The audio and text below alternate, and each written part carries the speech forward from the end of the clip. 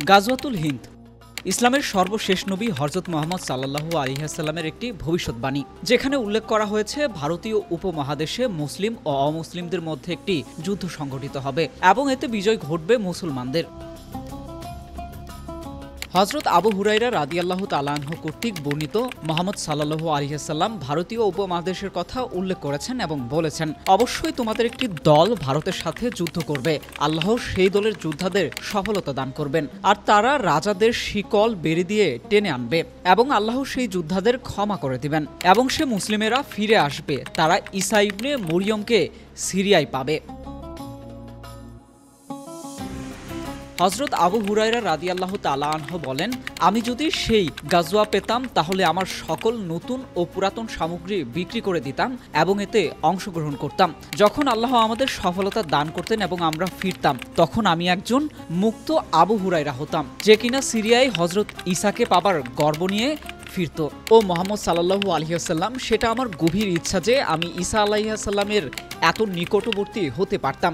আমি তাকে বলতে পারতাম যে আমি মুহাম্মদের একজন সাহাবী।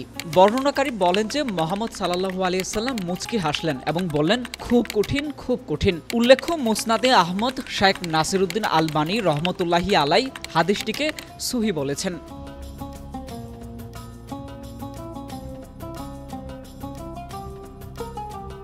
হাদিসে উল্লেখ পাওয়া যায়, মুহাম্মদ সাল্লাল্লাহু আলাইহি ওয়াসাল্লাম বলেছেন, আমার উম্মতের দুটি দল আল্লাহ তাআলা তাদেরকে জাহান্নাম হতে পরিত্রাণ দান করবেন। একদল যারা হিন্দুস্তানে জিহাদ করবে, আরেক দল যারা ঈসা ইবনে মরিয়মের সঙ্গে থাকবে। আরও উল্লেখ পাওয়া যায়, আবু হুরায়রা রাদিয়াল্লাহু তাআলা আনহু বলেছেন, রাসূলুল্লাহ সাল্লাল্লাহু আলাইহি ওয়াসাল্লাম আমাদের ভারত অভিযানের ওয়াদা দিয়েছিলেন, যদি আমি ওই যুদ্ধে অংশ নেওয়ার সুযোগ পাই তাহলে আমি তাতে আমার সকল সম্পদ ব্যয় করব, আর যদি আমি তাতে নিহত হই তাহলে আমি শহীদদের মধ্যে উত্তম সাব্যস্ত হব, আর যদি আমি ফিরে আসি তাহলে আমি হব জাহান্নাম হতে মুক্ত।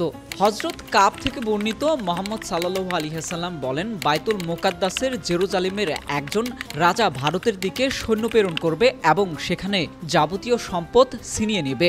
ওই সময় ভারত বাইতুল মুকাদ্দাসের জেরুজালেমের একটি অংশ হয়ে যাবে। তখন তার সামনে ভারতের সৈন্যবাহিনী গ্রেফতার অবস্থায় পেশ করা হবে। প্রায় গোটা পৃথিবী তার শাসনের অধীনে থাকবে। ভারতে তাদের অবস্থান দাজ্জালের আবির্ভাব হওয়া পর্যন্ত থাকবে।